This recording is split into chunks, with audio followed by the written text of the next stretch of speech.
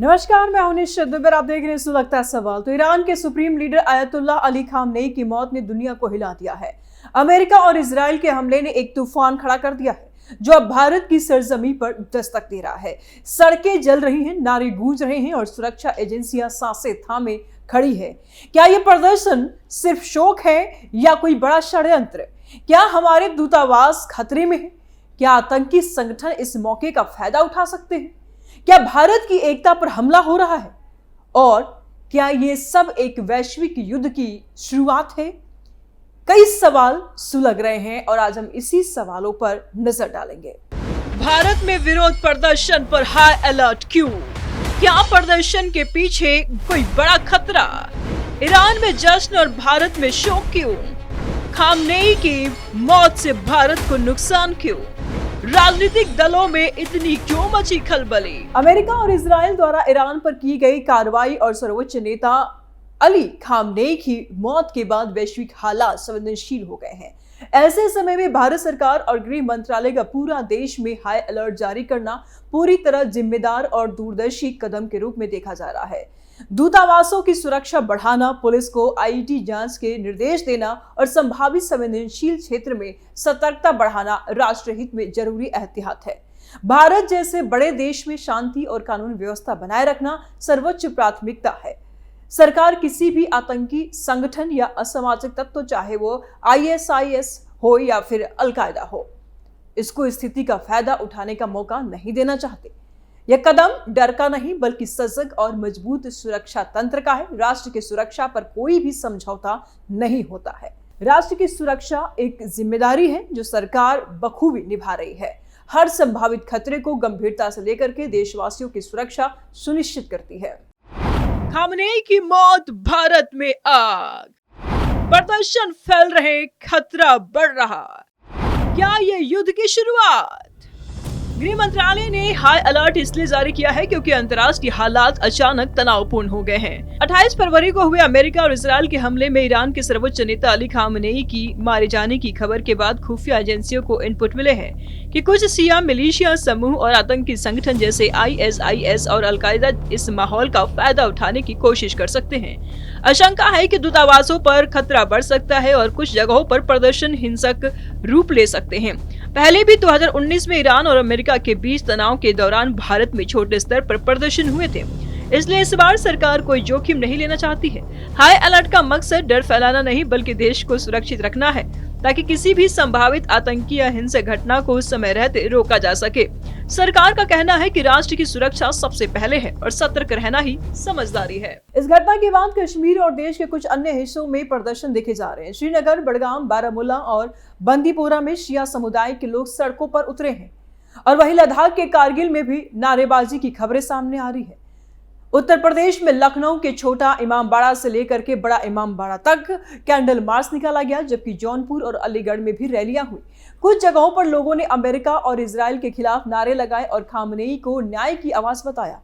एहतियात के तौर पर कुछ इलाकों में स्कूल और बाजार बंद रहे, जिससे सामान्य जीवन प्रभावित हुआ, इकोनॉमी प्रभावित हुई। वहां की प्रशासन का कहना है कि अधिकतर कार्यक्रम शोक और भावनात्मक प्रतिक्रिया के रूप में आयोजित किए गए हैं और सुरक्षा बल स्थिति पर नजर रखे हुए हैं ताकि शांति बनी रहे। अधिकारियों से लोगों से अपील है कि अफवाहों पर ध्यान ना दे और कानून व्यवस्था बनाए रखने में सहयोग करें। जरा देखिए कि एक तरफ ईरान के खामनेई की मौत हुई है तो वहां पर जश्न की तस्वीरें आ रही हैं और भारत में ये लोग छाती पीट रहे हैं। ये क्या है? ये तनाव के बीच देश सतर्क, सुरक्षा एजेंसियां पूरी तरह सक्रिय, प्रदर्शन पर प्रशासन की नजर, राष्ट्रहित सर्वोपरि प्राथमिकता।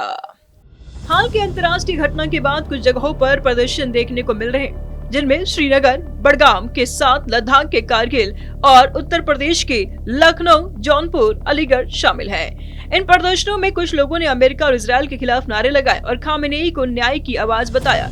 इन कार्यक्रमों को शिया समुदाय के शोक और भावनात्मक प्रतिक्रिया के रूप में देखा जा रहा है। कुछ संवेदनशील इलाकों में एहतियात के तौर पर स्कूल बंद किए गए, जिससे स्थानीय कामकाज और कारोबारियों पर असर पड़ा है।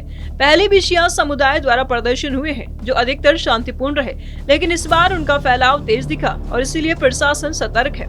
सरकार और सुरक्षा एजेंसियां स्थिति पर नजर रखे हुए ताकि कानून व्यवस्था बनी रहे और देश की एकता और शांति पर कोई आंच न आए। ईरान में अली खामनेई की मौत की खबर के बाद अलग अलग तरह की प्रतिक्रियाएं सामने आ रही है। कुछ जगहों पर लोग सड़कों पर निकलकर आजादी के नारे लगा रहे हैं, जश्न मना रहे हैं, खुशी जाहिर कर रहे हैं, तो वहीं दूसरी ओर कई शहरों में शोक की लहर भी देखी जा रही है। काले कपड़े पहनकर लोग रो रहे हैं, वफादारी के जुलूस निकाल रहे हैं।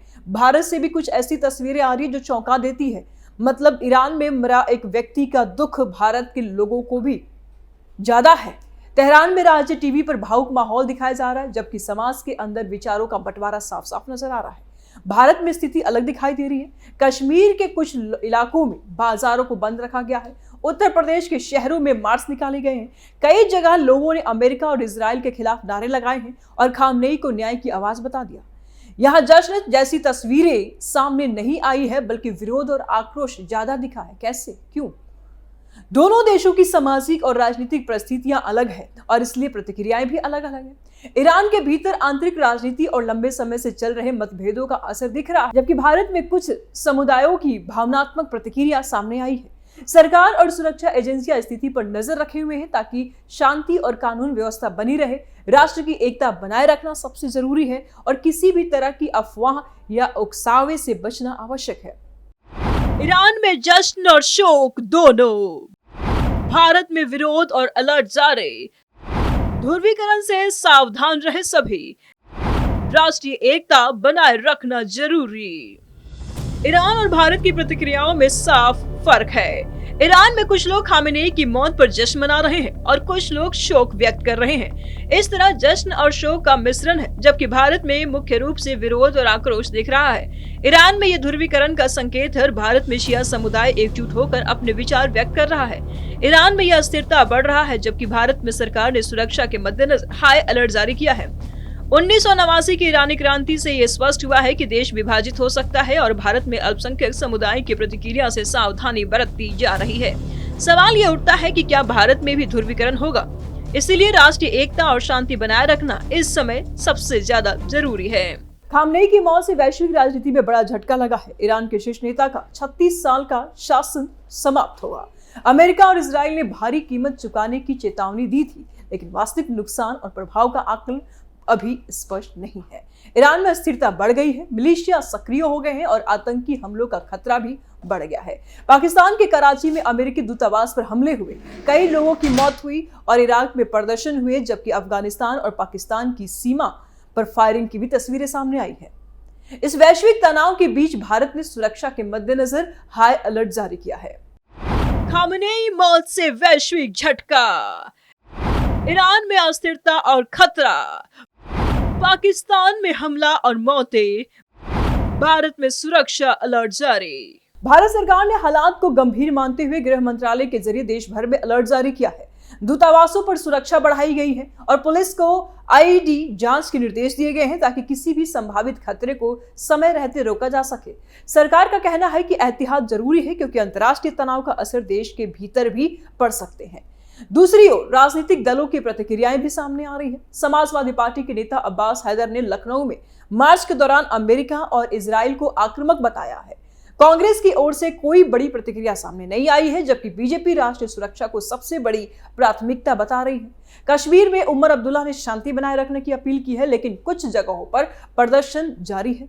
सरकार ने कुछ संवेदनशील इलाकों में स्कूल बंद किए और अतिरिक्त सुरक्षा बल बढ़ा दिए हैं, क्योंकि अतीत में 2008 मुंबई हमले और 2019 पुलवामा जैसी घटनाओं में आतंकी संगठनों ने तनाव का फायदा उठाया था और ऐसे में सुरक्षा एजेंसियां कोई जोखिम नहीं लेना चाहती है। राजनीतिक बयानबाजी अपनी जगह है, लेकिन सरकार का जोर कानून व्यवस्था और राष्ट्र की सुरक्षा पर है और यही इस समय सबसे महत्वपूर्ण माना जा रहा है।